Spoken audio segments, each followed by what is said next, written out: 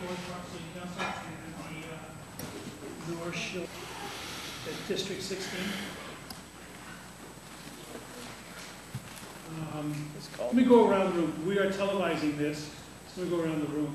And, Councilmember Stacy Danuski, Councilmember Brent Smith, Councilmember Nigel Herbig, Councilmember Milton Curtis, Councilmember Lori Sperry, Deputy Mayor Alan Van Ness, from Lake Forest Park, Mayor Jeff Johnson, City Manager Pete Rose, Deputy Mayor Catherine Stanford, Councilmember Philip Castlever, and Councilmember Mark Phillips, and Councilmember John Risha. And down with the Fire Commission, we have the Chief, Jim Torpin. The Commission Chair is Eric Admin, Commissioner Don Ellis, and Commissioner David Marin. So, Mayor Johnson, do you need to officially call your meeting to order? Yes, I call this a special meeting of Lake Forest Park City Council to order, and the meeting will end when the business meeting ends. All right. If everybody would stand. And Mayor Johnson, would you please lead us to the flag salute? Yep. Pledge allegiance to the flag of the United States of America and to the republic for which it stands, one nation, under God, indivisible, with liberty and justice for all. Just a little bit. Yep. Can I recognize Deputy Mayor Stanford for 1 second, please? Sure, absolutely. Thank you. I just have some business. I'd like to excuse council members Wright and French, and also say that we would be here in full force. We are down one council member, and we happen to have two traveling or busy with a sick child this evening. But the four of us will make up for it. Thank you. Normally we approve the agenda, and I don't see it on there. Not for special. Pardon? Not for special. Next item on agenda citizen comments, opportunity to express your views on issues that are important to you or your community. And we ask that you limit your comments to 3 minutes. There's a timer up there that will be green. It'll go to yellow when you have 30 seconds left, and red is when your time is up. The clerk, please call the first person. Palmquist. And if I could get you to please state your name and address for the record. Good evening. My name is Jill Palmquist, and my address is actually in Tacoma. It's 1 East Road, Tacoma. And I'm actually here as a representative of HopeLink. I'm a case manager with them. I work at the Kenmore Family Shelter, actually just about 5 blocks from here. HopeLink is a nonprofit that provides critical services for our neighbors living in poverty. I'm here tonight to thank you for proclaiming this week Affordable Housing Week in our city. I'm really excited about that. Each day in my job, me and my colleagues, we see people struggling to find and keep housing. Of the 64,000 people HopeLink helped last year, 95% of them earned less than $33,000 the prior year.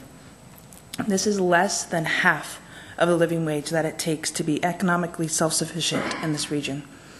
It is critical that we all work together to seek solutions to make housing more affordable in our community, particularly for families living at less than 50% of the area median income.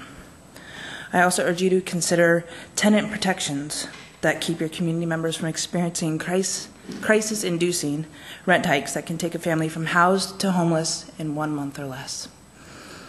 Thank you for bringing attention to the reality of our neighbors who are struggling to meet their basic needs. It's unfortunate that there is such a struggle, but perhaps with the attention brought to it, we can make a change for it. The staff and volunteers at HopeLink are proud to continue to partner with you to make true affordable housing a reality for our community and hopefully end the poverty that we see way too much of. Thank you. Would both speakers, after you finish speaking, please come and fill in your address? Mike D.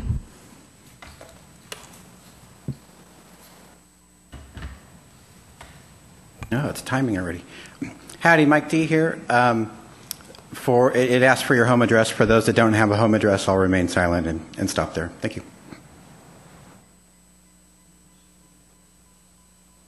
Anybody else? Anybody else wishing to be heard? Thank you for your comments. And Ms. Holmquist, we're very pleased to be part of this affordable housing week. We understand the trials, problems that we have in our community, and I certainly thank you for your efforts at that public facility down the street. I've been very pleased to be involved with the funding of that remodel. I was very pleased to be invited to the opening of that new facility, and I'm encouraged by your record of service, Oakland's record of service in that facility, and the way that they're managed to get people rehab back in their own units and jobs and be back part of quote normal society. I appreciate everything that you guys do. So thank you very much for being part of the community. Thank you. Mr. Lee, thank you for your comments. I understand the frustrations and not necessarily address.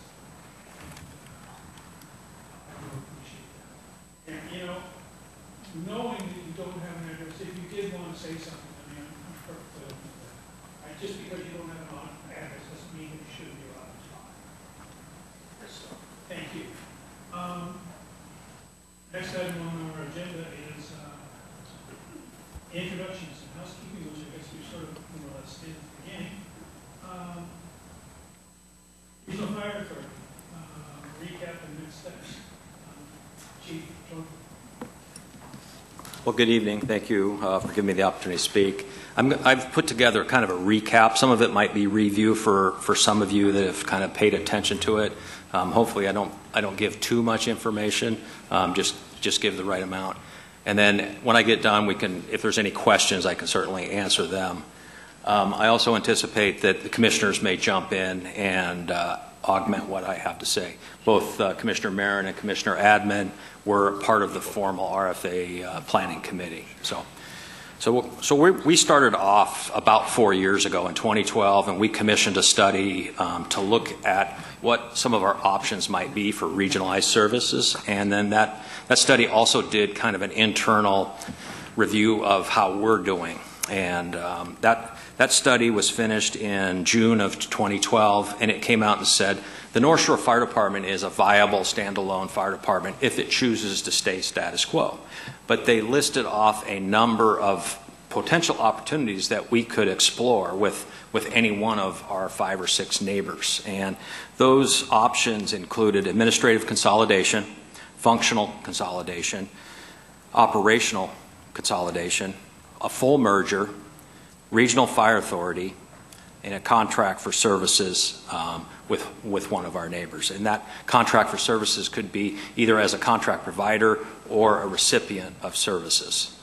And again, they also recommended that we could potentially just stay status quo, that things seem to be going well, and that was certainly a viable option. Prior to looking into any of the options that were outlined in this 2012 study, the Board of Commissioners had a couple of retreats after we received this initial report. And they did one thing that I think worked out very well for them. They established a set of guiding principles that they were going to use to measure any opportunity that they may evaluate. And they were quite simple, but I think they were very effective. The first one was, does it provide, and when I say does it, the partnership, does it provide significant quantifiable service improvements or cost reductions compared with the status quo? The second one, is it balanced? Is the arrangement balanced in terms of resource commitment, cost, risk, and exposure? The third one was, is there a comprehensive plan for implementation with a commitment from both agencies to see the project through to completion? Does it have a high likelihood of success that will lead to a stable and sustainable organization? And the final one was, do the organizations have a shared vision as to the outcome? In late 2013, after these guiding principles were put together, in late 2013, we joined Bothell and Woodinville Fire District 36, Woodinville Fire and Rescue, in a RFA planning committee. Now, I kind of think that the name probably should have been an RFA feasibility study, because we really weren't planning to implement an RFA. We were still looking at whether or not it was feasible for us to do an RFA. A consultant was hired to facilitate the process and write a formal report on the committee's findings. The final report was finished in March of 2015. The report stated that the RFA was feasible financially if it was done right. And it would and could provide benefit to all the participating agencies in regard to service levels. However, it was clear to me, and I think to our board members that participated, there was much more work that needed to be done after the final report was written. On April 21st, 2015, the board wrote a letter to the other participating agencies that outlined a whole number of concerns they had in areas that the board felt we needed to continue to work, we needed to align philosophies in order for this to work. And that letter was written in context of the guiding principles that I read off earlier. So all of the concerns that they raised in this letter, and they were related to identification of hidden costs that maybe the original study didn't outline, transitional staffing costs. The original model had some additional staffing that would be on the payroll for 3 to 5 years after the formation of the RFA. The staffing levels that were proposed were a little bit of a concern.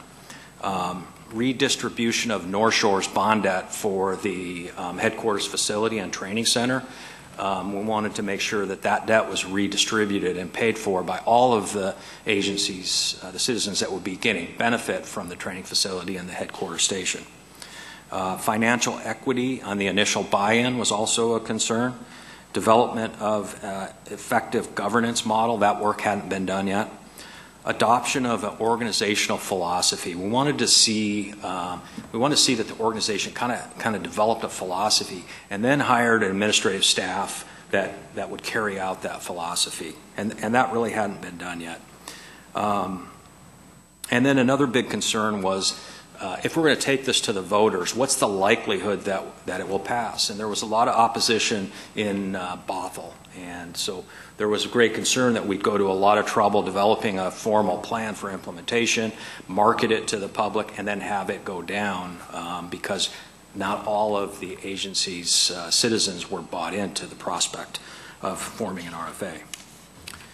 So this final report and this follow-up letter that was issued by North Shore happened in March and April of 2015. We continued to meet for another 10 or 11 months, although in my opinion, and I'll let the commissioners weigh in, not a lot of progress was made, especially progress that our board felt needed to be made in the areas outlined in this letter. I think to some degree there was nobody wanted to be the person that said, this isn't going to work. And I think 2 of the 3 agencies really kind of put the RFA as maybe a future possibility, and we're focusing in on contract for service. But unfortunately, there was never any consensus on who would be the service provider and who would be the service recipient. And so that kind of went to the wayside. I think it was February 4th of this year, the RFA Planning Committee met for the last time and decided to formally disband the RFA Planning Committee. Each of the agencies that participated, and when I say each of the agencies, there was 4 agencies that participated, but only 3 are fire service providers. Snohomish County District 10 receives services through Bothell with a contract. So all of the agencies have kind of fallen back to concentrate on their own agencies. We have now filled a deputy chief position that's been vacant since December 31st of 2011. My old position, we've kept that vacant. So we finally filled that a couple months ago. Woodinville Fire and Rescue formerly filled their fire chief's position, and now I understand Bothell is looking at some levy measures to get some additional funding for facility improvement and some training, things that they want to enhance. We are dealing with a significant amount of disappointment. The firefighters really were looking forward to having this happen. It would have provided a lot of opportunities. I personally feel that had we been successful in this venture and had it been done right, it would have been a better fire department. And I think it had the potential to better serve the citizens of the whole North End. But unfortunately, that just didn't happen. I think that in order for it to happen, there was going to have to be a lot of compromise, and I think it became very clear that that just wasn't going to happen. The agencies continue to work well together. We're all interdependent on each other for automatic aid, mutual aid. When we have larger events, there's none of the agencies on the North End here can handle a large call without the assistance of each other. We provide more mutual aid than we receive in, but we get some other benefits that ladder truck service from both Bothell and Shoreline, and so it really is a good relationship. There's been several versions of the post-mortem of what happened with this RFA, and we're dealing with that. There are some relationships that need to be mended, but we're still working very well together, and it hasn't ended our vision for regionalization. I met recently with Woodinville Fire Department on some possible functional consolidation issues. So, we're going to continue to meet. We're going to continue to look at areas that we can partner and find efficiencies and improve the service that we provide here on the North End. So, with that, I don't know if the commissioners want to add anything else.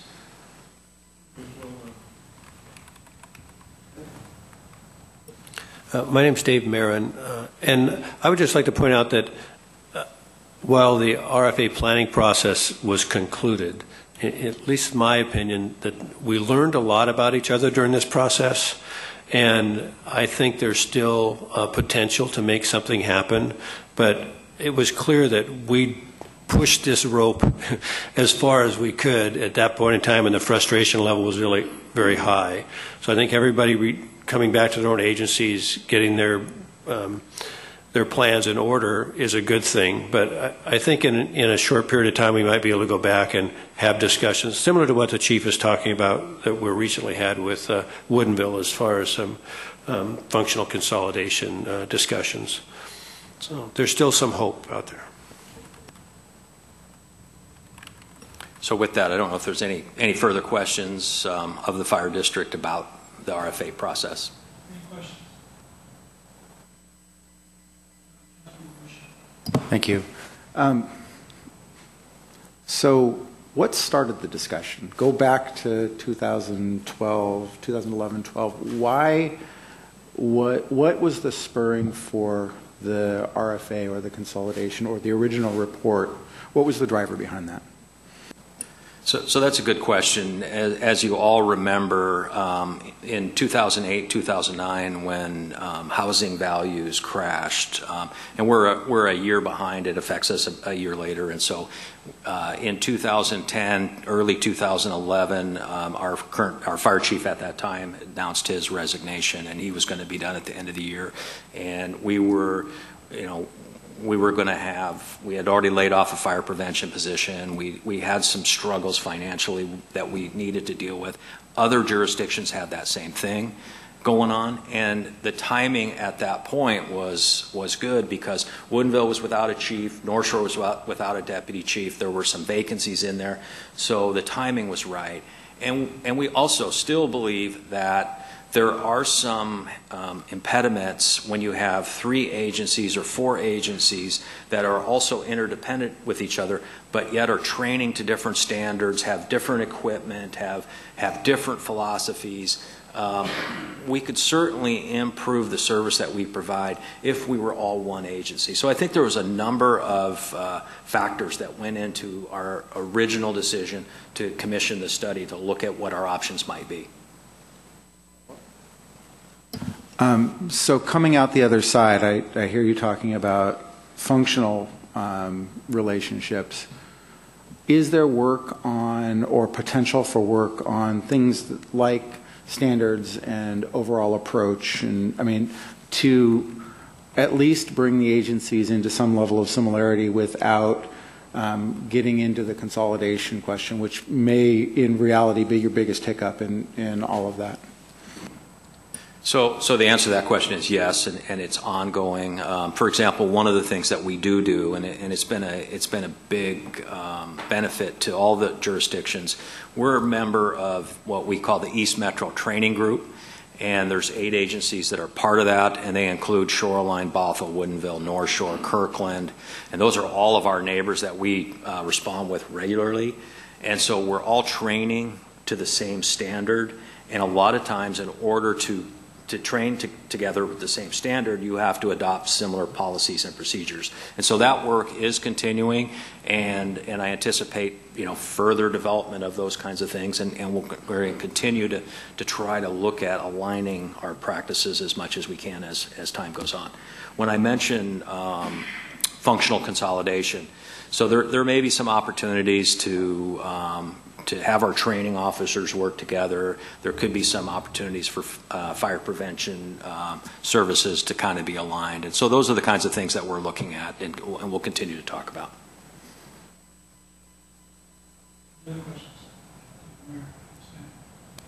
Yeah, I just have a comment to make, and thank you so much for your presentation. And as someone who was a participant at intervals during the process, I really appreciated the significant outreach that you did, and particularly, to our city on this and the process that you went through. It was very thorough and very thoughtful. I know it's disappointing sometimes when you think you're heading down a road and it doesn't quite work out the way that you thought it would at the beginning, but it sounds like the information that was gathered was really helpful, and who knows, it could happen again, so in the future sometime. But thank you, I really appreciate it. Any other questions? Thank you. Thank you very much, Chief. Next item on the agenda is the North Shore Emergency Management Coalition. Mr. Henderson, Chief, Yeah, good evening, mayors, councils, commissioners. I'm really excited to have an opportunity to be able to give you an update on the coalition's status and the work that we've done, excuse me, to date, and the stuff that we're going to be working on. You're going to see that it's a good situation. It's a probably a really good idea that we're doing this together, and it is definitely a lot of work. And so when Carl's going to be given a presentation, he'll probably go through this stuff pretty quickly, but each one of these accomplishments are a lot of work. For example, our comprehensive emergency management plan, we updated in approximately a month or something. It usually takes cities 4 years to update, but so we've been doing a lot of work, and I'm going to turn it over to Chief Sether if he has any words before we have Carl Luneck get started with the presentation. My only comment has been a great relationship between the two jurisdictions and the service providers at North Shore Utility and North Shore Fire. It's been an opportunity for us to really come together and serve our community, I think, a lot better than what was being done before. And as you'll see, we've done a lot, and we have a lot more to go, and we're all excited about it. So my hat's off to Carl. He's done a fantastic job in the last 6-8 months getting this thing put together. So. And I apologize for referring to you as Chief Sether. Sorry, that's Chief okay. Sutton. We got two police chiefs, Chief S's. I just keep moving along, Brian. Right. It's okay. Well, good evening. My name is Carl Luneck. I am your Emergency Management Coordinator. I've been functioning in that role beginning of the year. The presentation on the wall will differ slightly from the early version of the slides that are before you. We developed them quickly to get them to everybody and out to the cities so you could review them and have them with you tonight. But I'm going to give you a quick overview of just kind of an update of where we're at. We've passed the 1/4 of the year already, just to give you a background of where we came from, where we're at, what we're working on, and then lay out for you at least some of the things that are directly in front of us in the future, as well as wrap things up tonight by talking about the big Cascadia Rising earthquake event that's coming in June. So with that, I'll just get moving right along. So to get the background down, most of you are familiar with the fact that both cities used to contract with ESCA, the Emergency Services Coordinating Agency, as well as a number of other cities, Woodinville, Edmonds, Mount Lake Terrace, Linwood, and numerous others.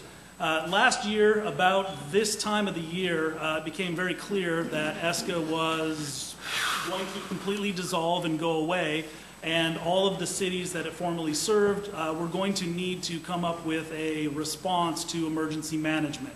State law requires each city do something with emergency management, and really this speaks very well of the leadership teams that are in place at both cities, that very quickly that was recognized and a team was put together, drew in North Shore Fire as well as North Shore Utility District, because there was a lot of existing relationships between the two cities and the other service providers there. It just made sense to get everybody at the table that serves this community and talk about what needed to have happen. So really quickly, we formed the North Shore Emergency Management Coalition. We're going with the acronym NEMC, but pronouncing it NEMCO. Just doesn't roll off the tongue to say NIMC, so NEMCO it is. So NIMCO was formed up basically about August, and if you can imagine, you understand how much time it takes to get normal stuff passed and approved, and we were able to get that formed really in a matter of a couple of months, get some interlocal agreements established, designate that Lake Forest Park, the city, was going to take kind of a lead role. They formed interlocal agreements between the two cities, the service providers, North Shore Utility District, North Shore Fire, and then signed a contract with me. A little bit about myself. I am a Kenmore resident.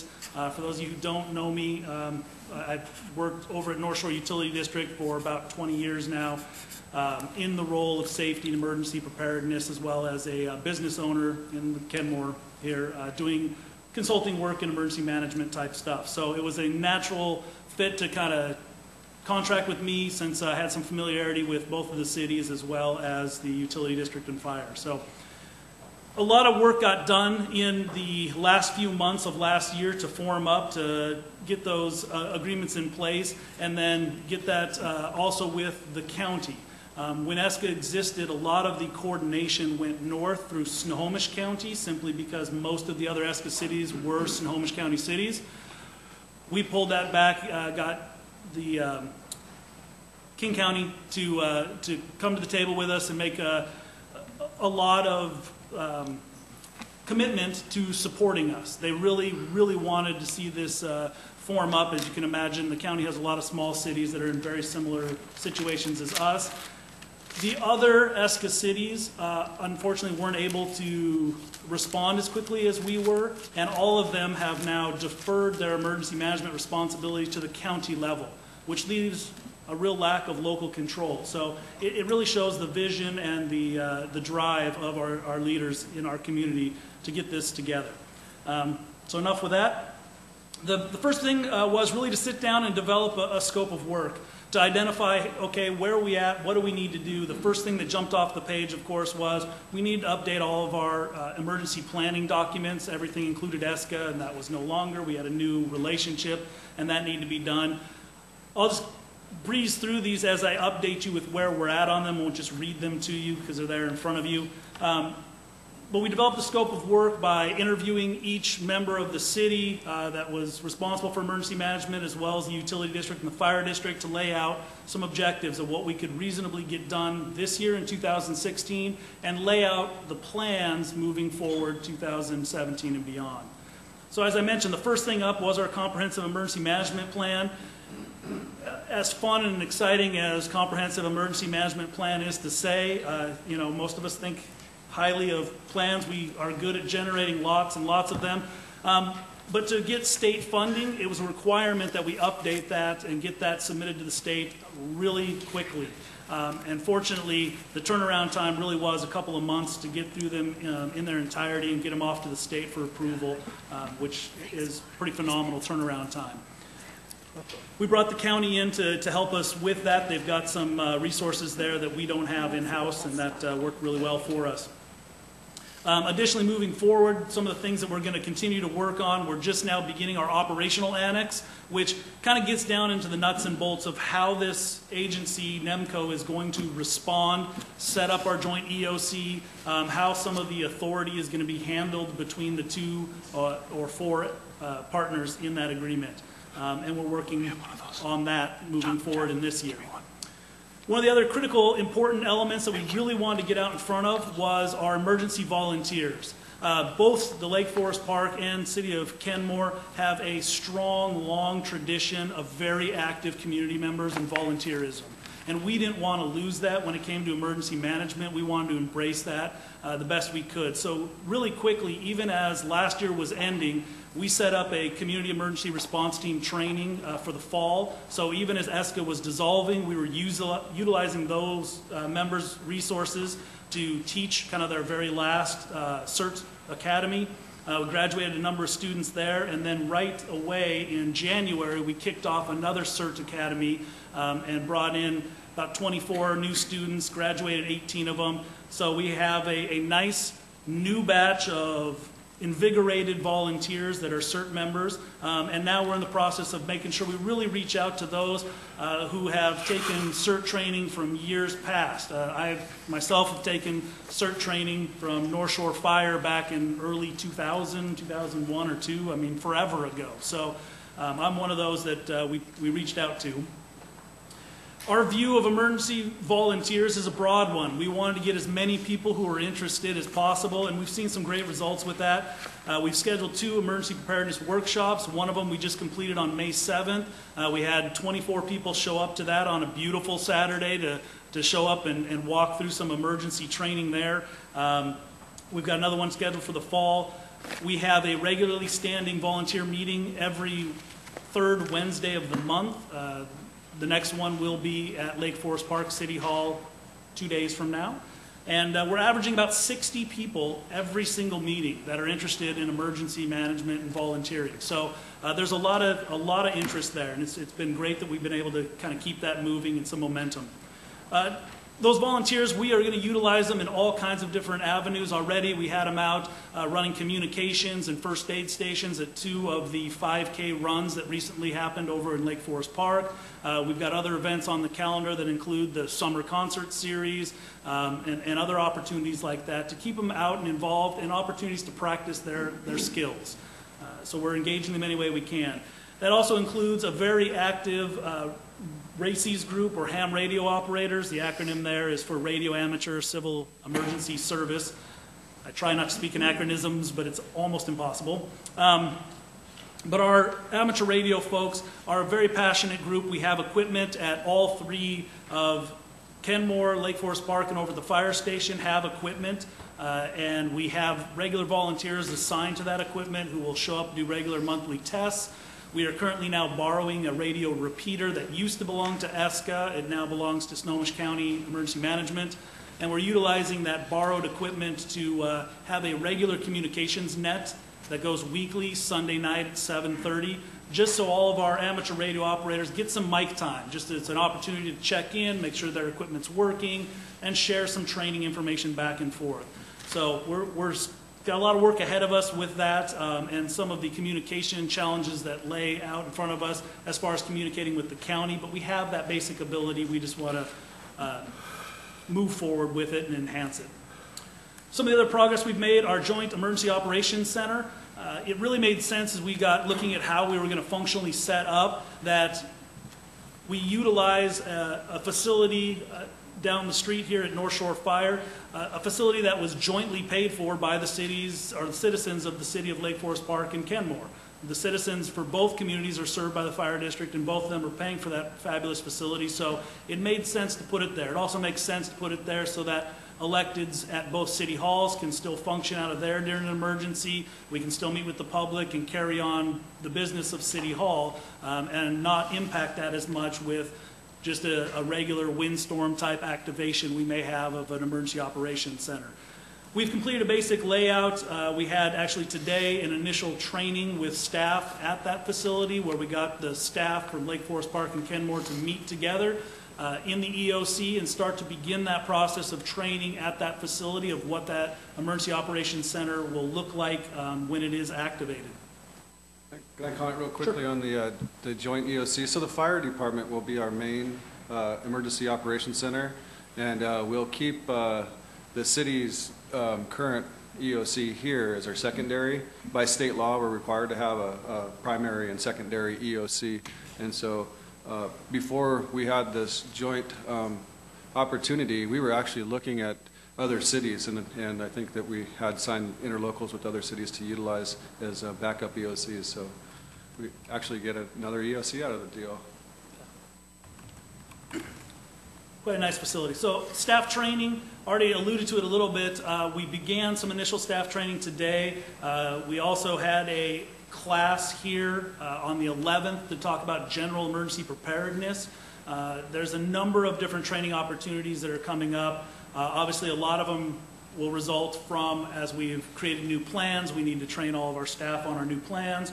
But also, there's just some other changes and new dynamics in emergency management that we're going to need to update staff. And we're laying out a long-term training plan. So it's not just what's the immediate need, but a long-term plan of how we're going to do that and then maintain in the future. So that as staff turns over and new people come on, they can fold right in and fill their role as needed. Resource management is definitely something that stood out as we developed our scope of work. And the reason for that is we are all relatively small agencies. We all have agreements in place of various kinds, from interlocals to mutual aid agreements for support from other agencies. And now that we are a collective NEMCO, drawing all those together and maximizing that benefit is going to be critical in a major emergency, as well as our primary resource requests now go through King County, where again I mentioned before they used to go through Snohomish. So it's a change in procedure as well. And so we've had some initial training on using King County's system, their SharePoint system for requesting resources, as well as we've begun to draw together those mutual aid agreements and start to make sense of who really has what, or the availability or contracts already in place that will benefit the collective group as well. Coordinated communications, you can never communicate 100% perfectly. Communications always comes up as a topic for improvement. And obviously, this is one that stood out to all of us as we formed, and a real opportunity now to better that. We communicate city staff on a regular basis in varying different ways. But during an emergency, sometimes that gets more challenging to do. So we started off quite simply just getting staff together to let them know who was their counterpart at the other city, as well as filling out those phone trees, radio communications, what different lines, basically doing an assessment of what each agency had and their preferred method of communications. That includes things like our 800 megahertz radios. We've designated a specific channel as our emergency communications channel, which happens to be the Kenmore City channel. We're checking all those levels of communications, and there's a lot of work still to be done with communications moving forward. Our amateur ham radio folks play a role in that for sure, and they're a great local resource and available to us. So that's really nice. We've been able to take advantage of that. And then there's a new product out there that you may have heard some about, and that is the King County Office of Emergency Management signed a contract with Code Red, and that is a service provider, and we are able to piggyback onto that contract at no cost to any of us. And it is a great new tool. Chief, you've actually had some training on it. Both the city of Kenmore as well as NEMCO have not yet got that training scheduled or done, but it's an emergency notification system. It has a function like a reverse 911 system, as well as intercommunications between us. We can communicate as different groups or to all of our citizens, landlines, and a reverse 911 type setup. It's a really amazing new product, and it's been met with a lot of accolades. So we'll be folding that into our communication structure as well. And then finally, combined emergency exercises. Obviously, if you are going to form up and decide you're going to respond to a major event, you should definitely have a little bit of practice before it hits. So we're scheduling to run 2 different exercises per year. We're putting together a long-term planning calendar that's going to fold in 2 pretty good-sized exercises every year. When we began in January, already on the calendar was Cascadia Rising, which is a giant federal emergency management agency exercise involving the Cascadia subduction zone with a 9.0 earthquake along the subduction fault line off the Washington coast. And of course, since it was already in play, we wanted to try and jump on it and take advantage of that as our first major exercise. Pretty ambitious goal to get 6 months in and, of a new agency and be up and running to fully set up our operations center. And we realized about a couple weeks ago that that wasn't realistic, so we've dialed that back a little. We are going to be getting together over at our Emergency Operations Center, but instead of a full functional exercise, we'll be doing it in kind of a more staggered approach. To give you some idea of exactly what's on the calendar, I included kind of the outline of what is going to happen with Cascadia Rising. It is a 4-day event kicking off on Tuesday the 7th of June. Our involvement in that is the utility district, North Shore Utility District, is going to be running a rapid damage assessment. That is also going to fold in some of our ham radio operators into that drill. The utility district practices those on a regular basis, being so infrastructure heavy. So they'll go out and run that. That will give us some injects of damage that we will then, as a group, address later on. In the evening of Tuesday the 7th, our CERT volunteers are going to do an emergency water distribution hub deployment. It's basically a large stick of pipe with a bunch of hose bibs on it. Imagine if we lost water service to a community, we could get it as close to that community as possible, connect it to a fire hydrant, and serve water at that location, so at least people could get some water to wash hands and maintain sanitation and other things. And the goal is to train our volunteers to man that after a major event, so city staff and utility staff are freed up for other repairs. Wednesday the 8th, a number of staff are going to be going to other emergency operations centers just to get an idea how those cities function and those emergency operations cities run, as well as going to assist with some of the controls in the simulation cell of how that information gets disseminated to other cities that are participating on that day. Sometime during that day, the utility district is right now in negotiations with Evergreen Hospital because their service area does extend all the way over there, and coordinating with the hospital for some exercise elements there. Those haven't all been flushed out, or all the details, no pun intended with flush. Thursday is our big day. And Thursday we will be opening up our Emergency Operations Center, pulling city staff together. And what the plan is to take a lot of the baseline injects that were developed and put them up on the board and just work through them as a collective group. It's really good for a utility worker to understand what a damaged roadway or bridgeway might mean to fire and what it might mean to a police response and how public work interface with that. It means something different to everybody, and how we'd work through that now that we're a collective agency is going to be interesting. It's going to be a real eye-opening experience to work through some of these major components of damage that we expect to see.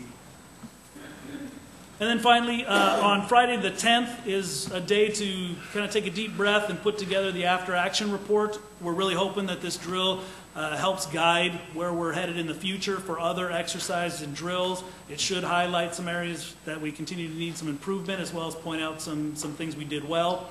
On Saturday the 11th, we're teaming up with our neighbors at Kirkland, the city of Kirkland, again to repeat the same drill we're doing Tuesday night with our CERT volunteers. This will happen with some of our CERT volunteers and some of Kirkland's CERT volunteers. It'll happen up the hill here, not too far, just barely into Kirkland on 141st.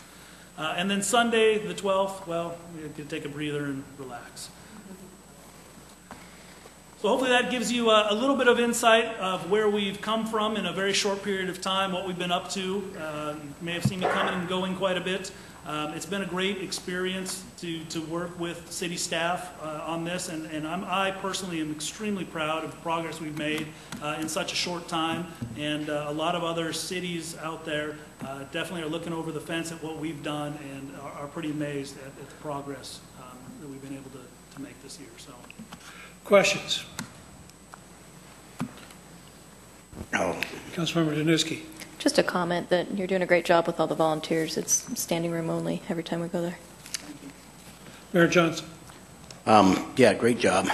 Chief, you're doing great. You guys are doing fantastic. I know a little bit. I do have a CERT helmet hanging in my garage. I took it a long time ago, and not too long after I took CERT, I was down in Mississippi after Hurricane Katrina, and I've been on a few of those trips. So I'm a real believer it's not if it's going to happen here, it's when.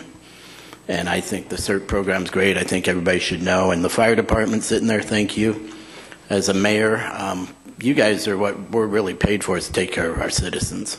So I really appreciate everything you're doing. I'm all on board for whatever we can do. I'm sure Mayor Baker is. But to lighten it up for a moment, I just got to say, when those blinds started coming down and everything, and I looked around the room, I thought I was in an old James Bond movie, and this was Evil Dr. No right here. So it kind of creeped me out a little bit. But otherwise, you guys do good. We're all going to work together. I'm glad we are working together, and thank you very much, because I think you all need to have green helmets someday. So, yeah, Mr. Lunek, I think you're aware that I'm CERT trained from ESCA. Deputy Mayor Van Ness is also CERT trained, I think, from North Shore Fire. So you got a few of us around here. City Manager. Yeah, I appreciate all the work you've done. One thing to point out is Carl is actually on loan from the utility district for only a year. And so our contract with him as a consultant is just for this year, and so we got to figure out pretty soon what to do and whether or not this arrangement is working well for us, and if it is, can we extend it? Is Carl willing to extend? Is the utility district willing to extend? So those are some things we need to figure out in the next few months. Councilmember Risha. Thank you. Carl, small question on the Cascadia Rising event. What city EOCs are you going to be visiting, or have you determined that yet? Just because I'd like to know who we're going to be learning from. And So you're going to have staff's going to have the opportunity.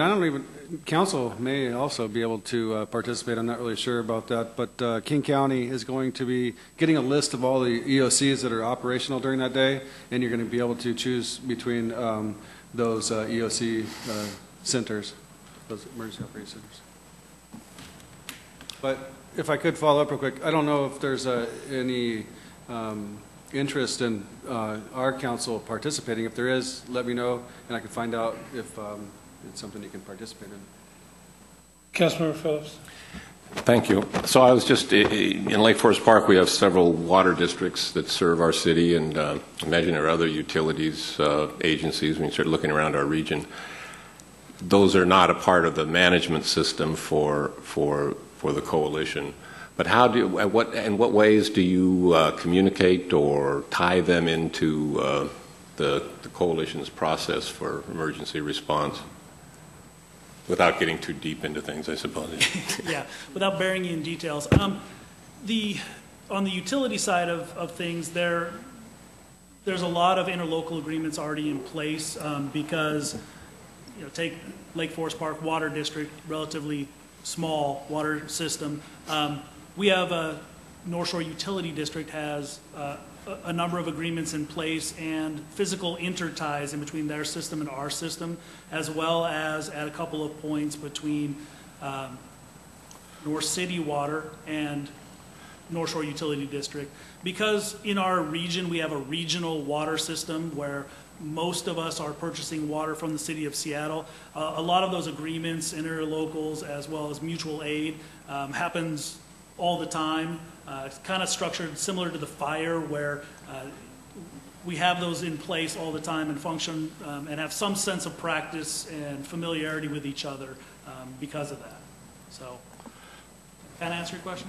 Yeah, I think so. Those agreements, what I'm hearing is kind of spell out those relationships and spell out, I guess, operational connections and duties and communication, et cetera. And moving forward, one of the things that the coalition, there's a lot of opportunity to partner and form beneficial relationships in emergency management.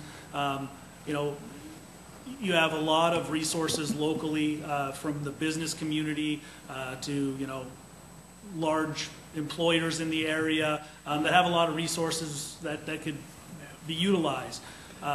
Our neighboring jurisdictions, the fire, for example, has a lot more of a relationship with the city of Shoreline because of some of their relationships.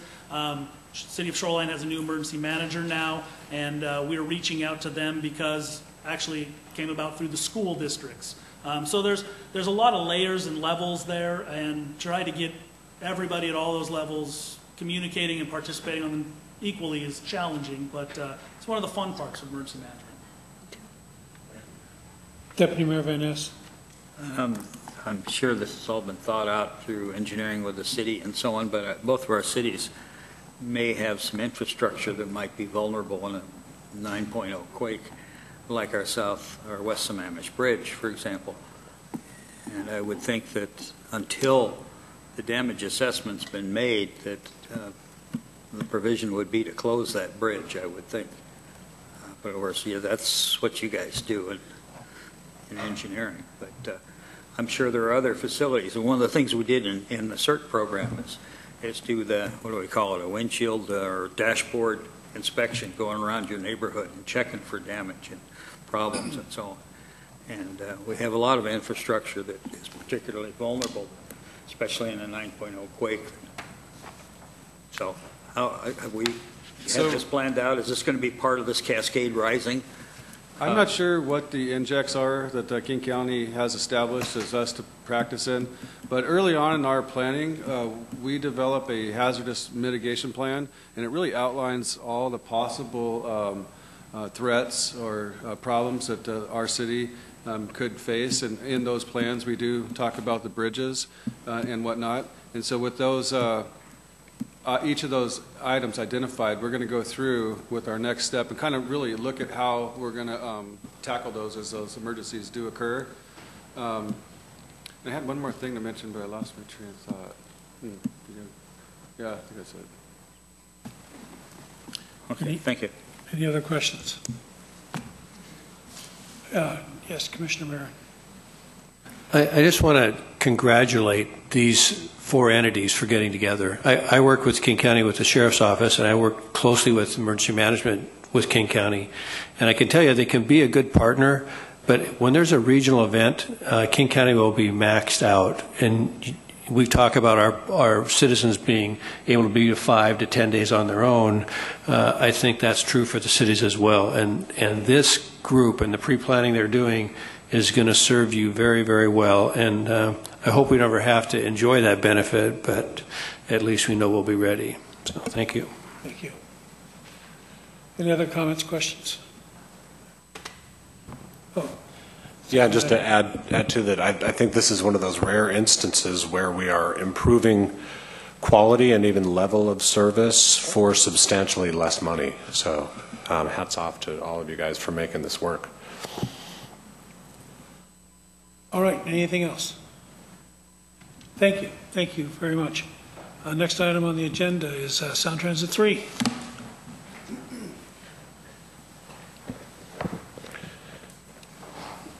Mr. City Manager. Yeah, sure. Nobody's name is attached to this, Nope. but I'm happy to talk about it. It's one of my favorite topics. And there's a lot of people in this room that can definitely speak to it because it's all been a really great team effort. And as you all know, Sound Transit is likely to put a measure on the ballot in November known as Sound Transit 3. And they're looking at some pretty ambitious system improvements, system-wide. And they're looking at a $50 billion package over 25 plus years. And, you know, when we heard that this was going on a year plus ago, we all got together and jumped on and made sure our voices were heard and that our needs were met and that the money that we all pay into the system was going to provide some benefit to us up here at the north end of the lake. So it's been a long journey, but it's good to see that on the draft system plan, everything we asked for is on it, including bus rapid transit from Woodinville through Kenmore, Lake Forest Park, up Northeast 145th Street to the future light rail station, and then the 300-car parking garages, one in Bothell, one in Kenmore, one in Lake Forest Park, and then the future light rail study also. So I think what we're hearing is that the Sound Transit Board and staff were pretty impressed, and also we got their attention when we all spoke very unified and as one voice, the 5 cities all speaking together and in unity. I'm hearing that a couple other cities, not to be named, were so impressed that they wanted to copy what we did, and they said, "No, you can't copy what they did. It's already been done." So, anyway, but we can't rest on our laurels either.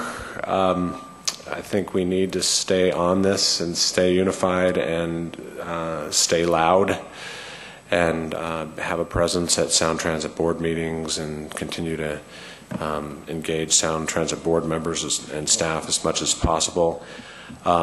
There is a little bit of criticism about an element of what we are asking for, and that is the parking. There are folks who believe that Sound Transit shouldn't be providing storage for cars, and that it all needs to be spent on transit systems and routes and things like that. But I think it's important that we continue to make the case for that. Out here in suburbia, most of us still travel by car, and so it's important for us to be able to get to the main lines. So I'm hoping that we can all stay strong and vigilant on all components of our request, but the parking one in particular has drawn some criticism. So, I had conversations with Mayor Murray last week, and he's very supportive of parking in Sound Transit 3 for the areas, the outlying areas, because he understands the need to get people from their homes to some common point where they can catch either rapid transit or any other means to get into light rail. So he himself is in favor of it. Yeah, and I don't think it's in any of our plans or desires to just have some stark 300-car parking garages sticking out like sore thumbs in our communities. I think we do plan on integrating them with transit-oriented development and partnering with the private sector and putting retail and commercial facades on them and things like that that integrate them into the community and give them more than just one use. Questions? Mr. Rose, City Manager. Thank you. We need to take this opportunity to thank Kenmore for cracking the code on this regional advocacy that has helped us all work around the issues and figure out how to frame I guess what they call an advocacy now an ask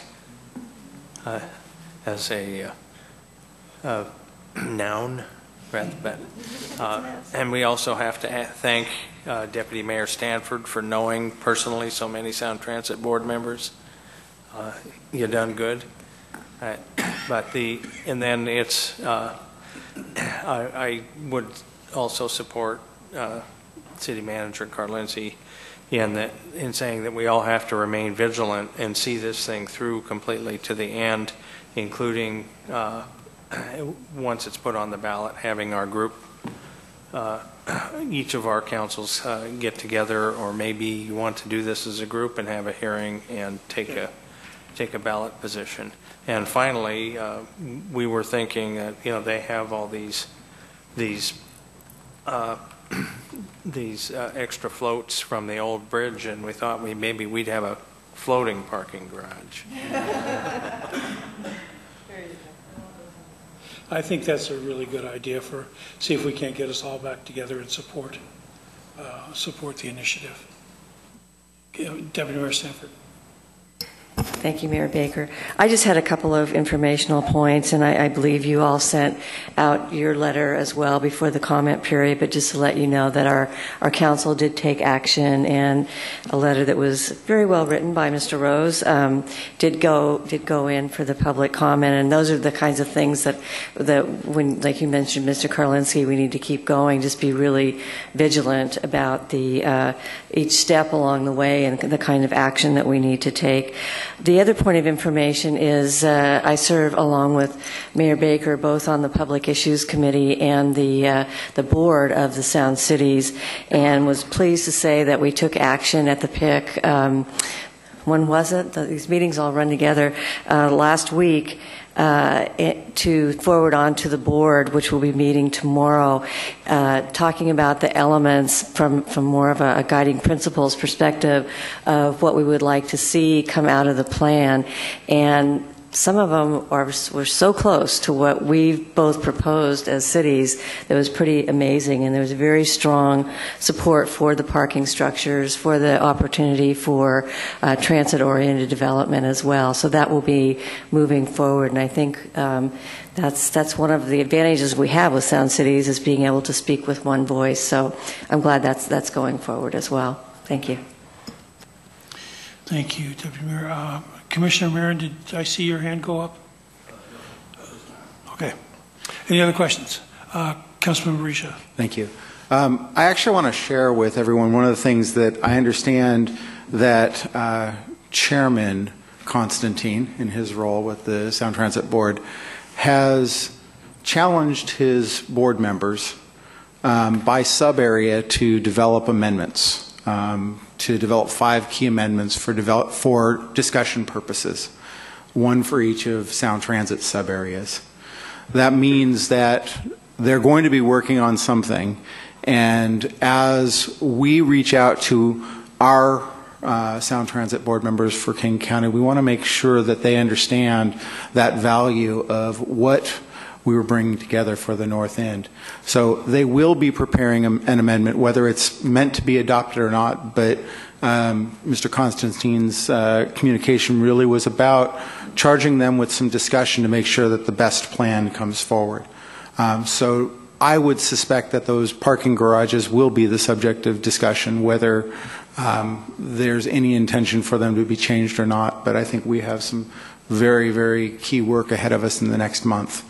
As that plan comes to some kind of a vote as to what it will ultimately look like. So I'm looking forward to us working together to make sure that we're keeping strong with our vision for what happens with transit for this North End and with our transit-oriented developments, because those parkings are key to it. Thank you. And I know that we had talked, and I think we're going to continue to keep pressure on light rail to the 30% design phase out to this end of the city. So I certainly agree with you. We've got to get in touch with the board members in our region and let them know what our plans are. Councilmember Curtis. But you didn't have your hand up? Oh, I thought you had your hand up. All right. Anything else? City manager. The other thing I didn't mention was the really great timing that they have for our projects.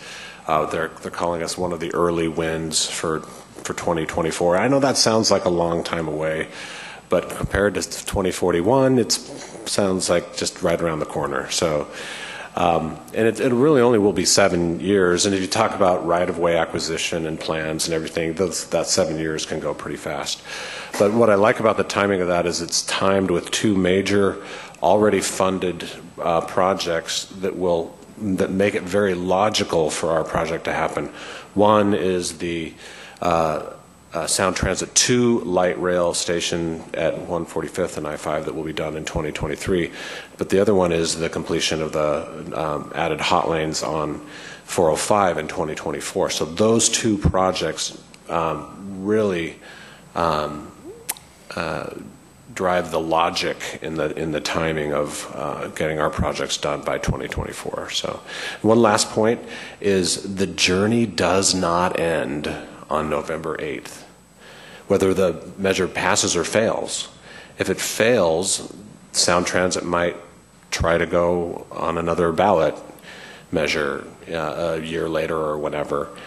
And if they do, then it behooves us to try to stay on that package. If the ballot measure passes, it behooves us to make sure that we stay funded and that we hold their feet to the fire. Because as we saw in Sound Move and Sound Transit 2, not everything that got funded got built. So either way, our journey does not end on November 8th. Thank you.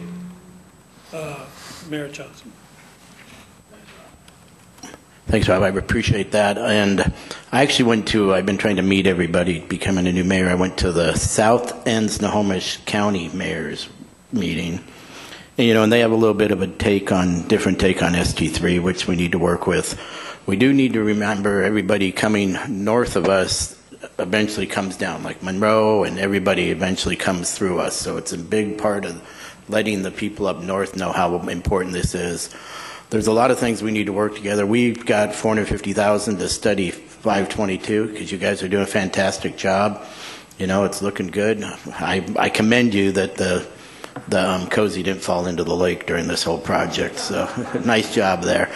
But we have this money to do that, and you guys know how to do it. So we're probably going to come and ask for a little help from you, because we need to push it all the way to 145th, and part of our ask is kind of to take over the intersection of 145th, or 522 and 523, because that's basically where everything stops.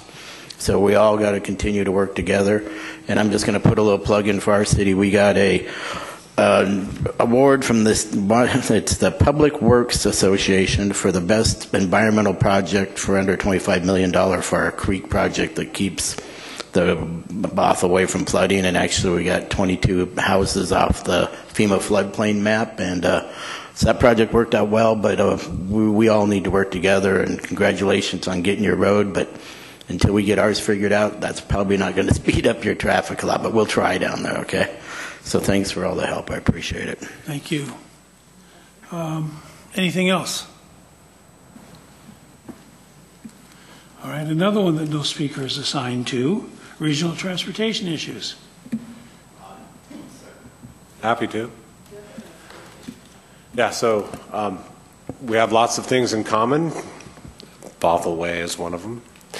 And the traffic count on Bothell Way increases dramatically as you go west. So in Bothell, it's in the 30,000s per day of vehicles. And by the time you get to Lake Forest Park, actually by the time you get to the western border of Kenmore, it's 60,000 cars a day. And then when you're in Lake Forest Park, it's 60,000 plus cars a day. Last December, we surveyed our citizens and we asked them what's the number one thing that's bugging them, and they overwhelmingly said traffic congestion. And our citizens want us to do something about it. And it's traffic congestion in Kenmore, and dare I say Lake Forest Park, is bigger than we are. We're influenced by regional issues. We find that when 405 gets congested, Juanita Drive backs up for a mile or two. And, we see other congestion issues. So Pete, Rose, and I and some other city managers have been talking over the last year or so on how we can kind of get our voices heard at the state legislature level and make a case for additional projects and other things that can alleviate congestion up here at the north end of King County. We have some ideas of our own that can kind of take pressure off some of the local routes, and they may turn into requests at the state legislature next year. But it's really a kind of a work in progress, and we're still kind of mulling through ideas on how best to take our voice to Olympia next year and how to do it together. Questions? Chief Torpin. I have one comment on that, and is certainly if you need an extra voice, the fire department is impacted by the traffic congestion that we see every morning and every night. It's very difficult for us to either head to Lake Forest Park or for Lake Forest Park to head to Kenmore. So we would certainly want to partner with you in that if we could add to your voice. Well, great, thanks. Any other questions, comments? Just one example for us is, Bothell Way is such a big barrier that cuts our city in half, and it's not a comfortable thing to cross, especially if you're a pedestrian or a cyclist. And so we're looking at ways to overcome, if that's the right word, that barrier that splits our city in half, and we're looking at ways to connect our downtown, meaning this part of our city, with our waterfront. So we're looking at things like a grade separated crossing, so either an underpass or an overpass for the locals to use, so they have better ease in getting across this barrier known as 522.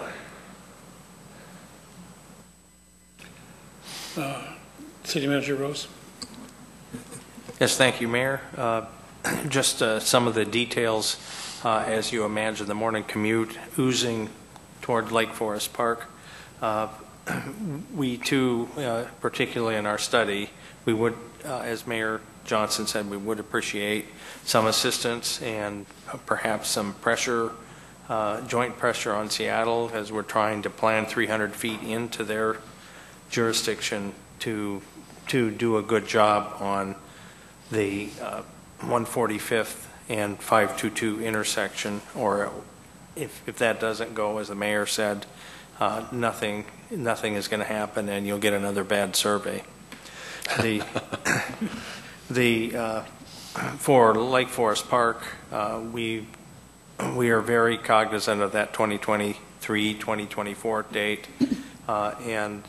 and realize that we have a number of bicycle, pedestrian, and safe crossing and noise issues to resolve at the same time. You've been thinking about those things yourselves as the construction has moved its way west, and we're going to have to think about it.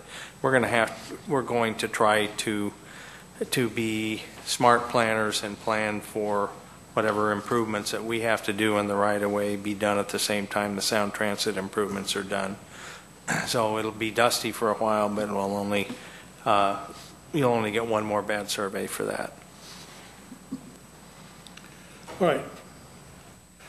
Any other questions, comments?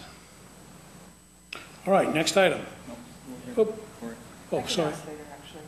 No, Councilmember Sperry, go ahead. Well, I used to live on the Lake Forest Park side of 145th, right on the side. So that seems like the key street, and I know that there's been lots of talk over who controls what part and all that. Is that, I guess I probably know the answer, it probably hasn't been settled, but what's the strategy there? The strategy right now from the council is to go through the seashore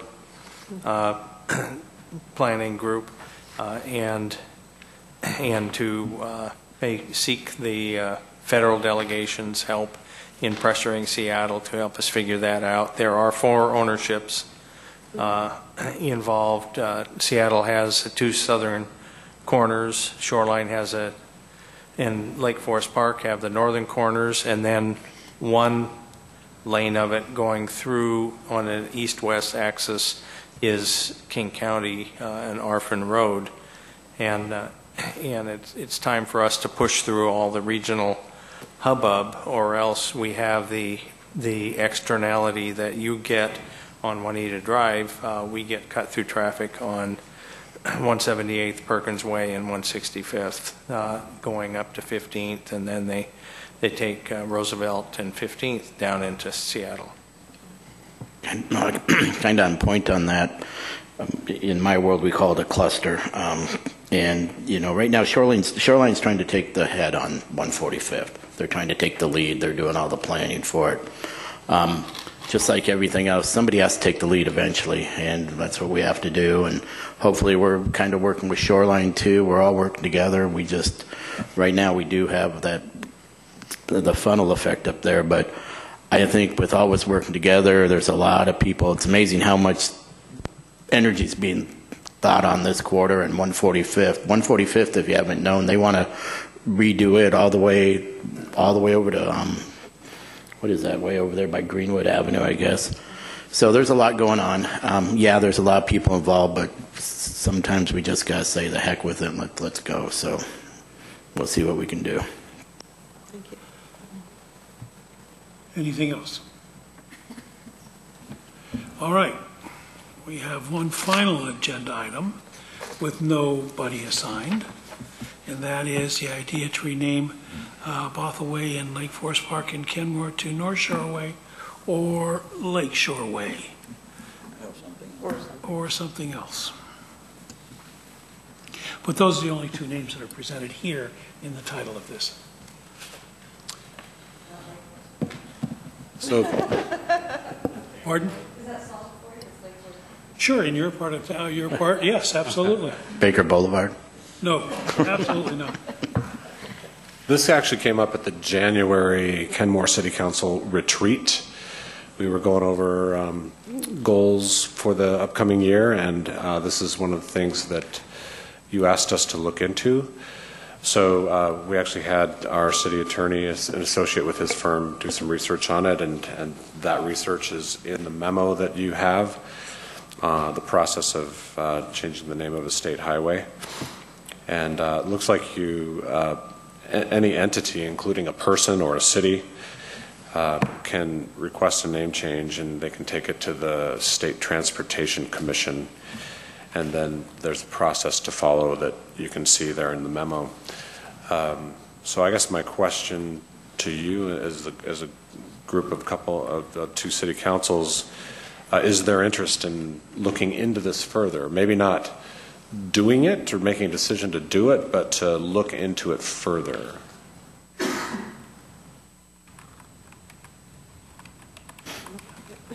Well, we got the Kenmore side wanting to look into it further. It's pretty new to you guys. Yeah, I don't think it's a bad idea. This is kind of more of a technical question because I'm not really sure how it works. All the businesses and everything, you're going to switch it to Bothell Way. Eventually, they're going to have to switch they're going to have to spend money on all their printing and all that. And how long does the post office let you get away with it? And how long till Google has it figured out? Those are the things I just want to think about. I have no problem. Either I live on Lake City Way or Bothell Way, and I don't live in any of those places, so I don't see a problem. But I know that the Lake Forest Park, that whole mall is a Bothell Way address, so that's just something I want us to kind of think when we're going to go out, and we need all the help we can from all the citizens in some coming up elections. I don't want to have anything that makes it tougher on them at this time. I still use checks from Seafirst Bank. And they recognize them and honor them. Deputy Mayor. I might have been one that started the ball rolling on this in January because I voiced my concern as I drive down 68th here, and across the intersection on a sign that's about 6 feet long and about 2 feet high, it says Bothell Way. And I thought to myself one time, how much money does Bothell have into this highway? This is a state highway. The city of Kenmore has over $15 million into that state highway. Bothell has zip. I think the name Bothell Way is archaic, it's traditional. It was the end of the line, probably when that road was named. And it was the way to Bothell. If you know, in the main intersection in Bothell between 522 and 527, Bothell Way turns north. It becomes Bothell Way northeast rather than northeast Bothell Way. And it goes on from that point as Woodinville Way. Now, it's cumbersome to have it go through Lake City, and it's Lake City Way, and the Lake Forest Parkway, and then Kenmore Way, and then Bothell Way, and then Woodinville Way. And I thought, it would make sense either just to call it SR 522 or maybe call it Monroe Way, because that's where it's going. Yeah. Well, that joins up with Highway 2, which is Stevens Pass Way. But my thoughts were, why is it named for Bothell, the city of Bothell? They have nothing into it. It's a state highway that the city of Kenmore has over $15 million into. I don't say make it Kenmore Way, but something describes the general area, North Shore Way, Lake Shore Way, whatever. Or Boulevard is a little classier than Way, to me, by my thinking. Now, yes, the negatives are everybody's got along there has to change their address, but they may have 522 on their address rather than Bothell Way. They could have both. They could have one or the other. They're both accurate. Or it could be what's the brown sign named for it? The old Cat's Whiskers Way or something like that. Yeah, okay. So my thoughts are, hey, if it's possible to change it without too much hassle, you know, it being named Bothell Way is not representative of where that road is going. Now, it's going through Bothell. There's no more reason to name it Bothell Way than to Lake Forest Parkway or Kenmore Way. But let's make it something that describes the area that it's going through. That's my thought. Deputy Mayor Stanford. I'll speak to this personally because we haven't had the opportunity to talk about it as a council yet. I don't have a problem with it personally. I think that we have a responsibility to respect kind of our main commercial area there and to hear out their concerns and to work that through. And I don't think this is a trivial matter by any means. And you know, we always want to support each other. But personally, I think we have so much on our plate right now as a city and as a council that it wouldn't rank really high up there. And I'm just being honest about it. So. And I don't think that we're asking to change it here right away. We're just asking the city manager to look into it. Councilmember Cassava. Thank you, Mr. Mayor. I read the materials quite thoroughly, and one of the things that I noticed that the state really asks for in any change of a highway name is broad public support. And I think that we have a long way to go to build that. So I don't imagine that will happen very quickly. And the rumblings we've heard already in Lake Forest Park were not very supportive. So, you know, a lot of work to do if you guys want to get there. And I have no objection to it, but it's going to take a while. So I saw a number of thumbs up for the Kenmore people to look into it. Councilmember Danuski. Curious if the fire department has any issues with doing something like this? Does it impact you guys at all? I will just say that if the address is correct, we'll go there. So that whole Google Maps thing needs to be figured out. Got it. There you go.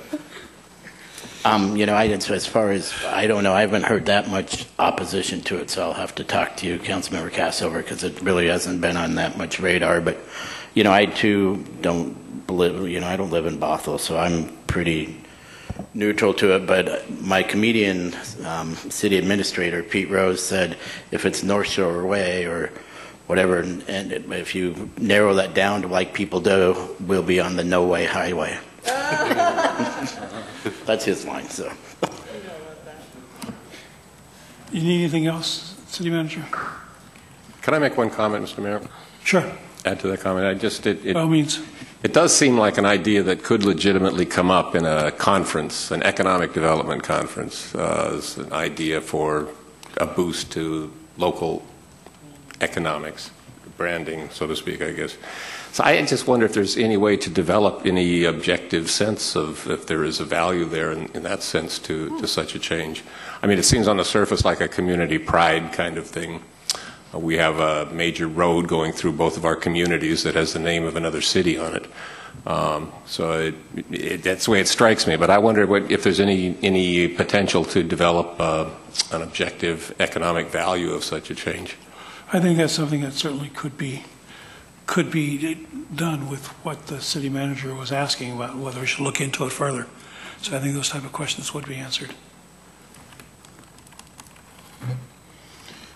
Councilmember Sperry. I guess, you know, because this is something that came up at our retreat basically almost a year ago, or half a year ago. And we've had some time to think about it, and it sounds like this was about a 2-day process for you all. And so I was wondering if there's a way to maybe revisit it, if you guys talk about it or have a chance to get a little more sense, particularly from the businesses, because I think that is important. Change is always challenging. Updating my operating system on the computer is challenging, So yeah, I think that there's plenty of time to get more information out to the business and everything, and for us to get information by allowing the city manager to investigate it a little bit further. If there's nothing else on that topic, we'll move into the last one.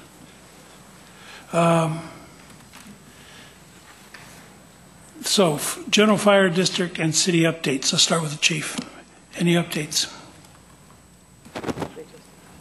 Well, the only real update, when we talked a little bit about things that we're doing, last week we finished a 2-day workshop. We're completing a strategic plan. Fire District hasn't done a strategic plan since 1998, so it's something that we've had on the back burner waiting for this RFA process. So report's not out yet, obviously, but a lot of the work's been done.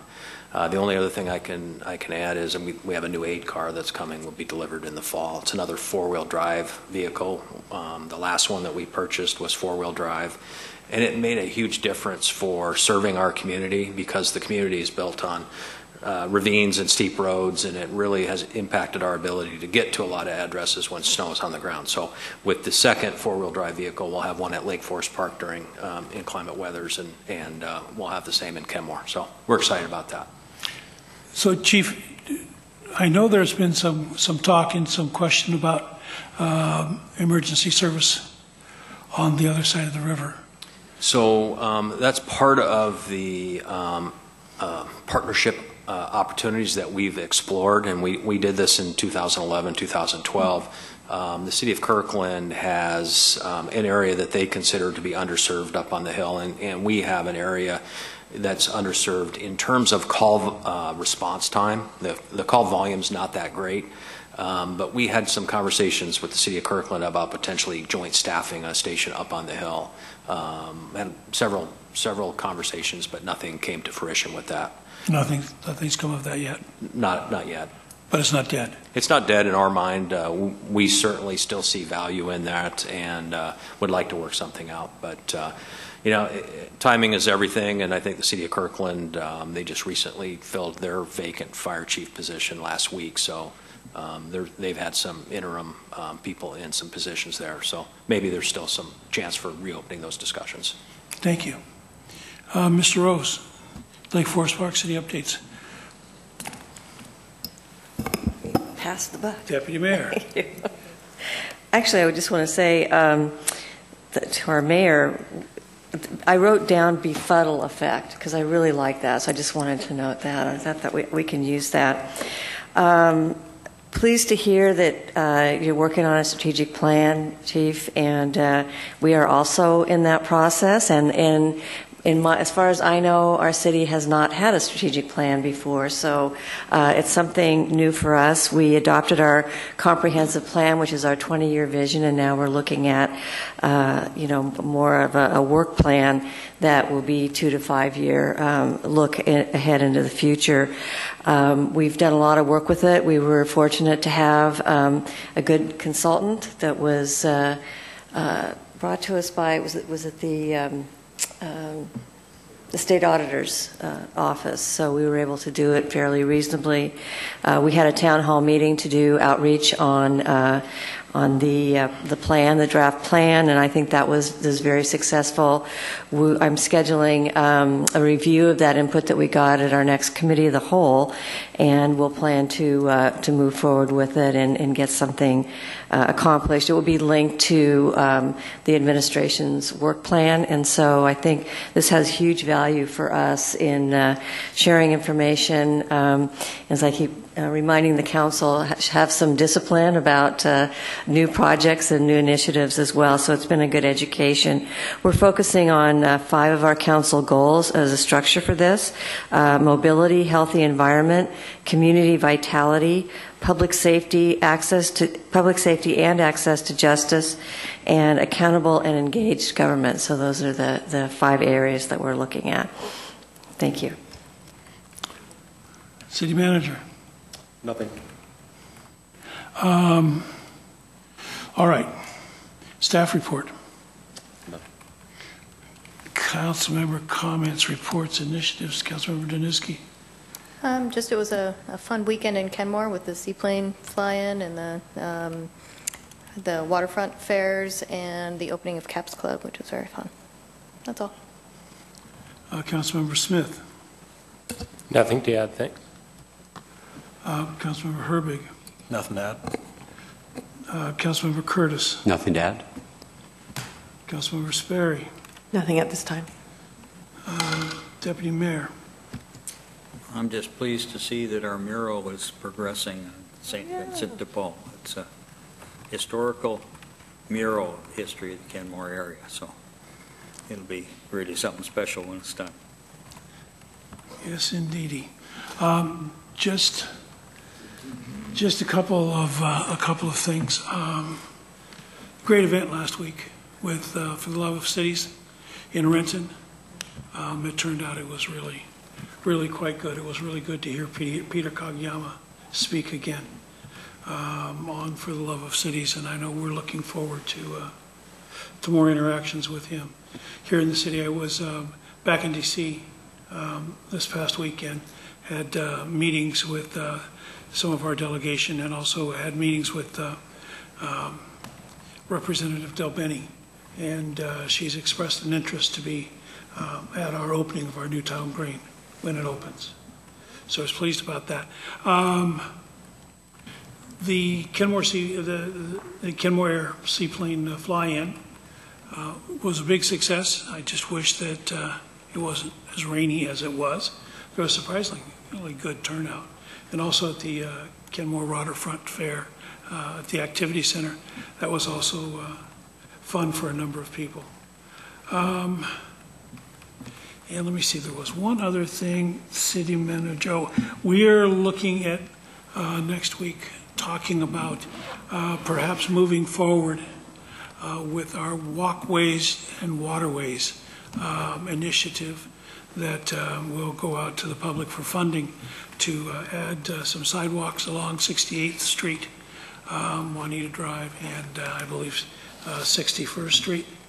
No, just 68th and Juanita Drive, and also doing some things along the waterfront with the Activity Center and Rhododendron Park and a couple of other areas. And I think that's about it. If there's no further agenda to come in front, or no further issues coming to come in front of the 3 bodies here, I will declare this meeting adjourned.